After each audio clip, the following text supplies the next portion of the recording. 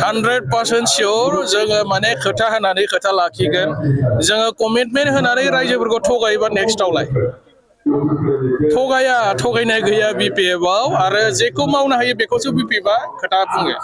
मावनो हानायखौसो बुंगोन ना माने मावनो हायो इम्पसिबल खोथाखौ बिपिएफआ मालाबा बुङा जेखौ मावनो हायो जेखौ सरकार हिसाबै मावफुंनो हायो बेखौसो रायजोफोरजों खोथा होयो आरो जोङो चिफ सारजों डिसकासन खालामनानैसो माखासे खोथाफोरखौ जोङो माने स्टेटमेन्ट होयो आरो माने बेनिखायनो जोंनाव माने 100% बिसास दङ जे जोंना माने साख्रि बाख्रिनि थाखाय जेबो प्रब्लेम जानाय नङा अलरेडि CSP बर्ड दाखाबाय फरेस्ट डिपार्टमेन्टआव दायो साख्रि ओंखारदों ग्रेड 1 आरो ग्रेड 3 नि साख्रि अलरेडि माने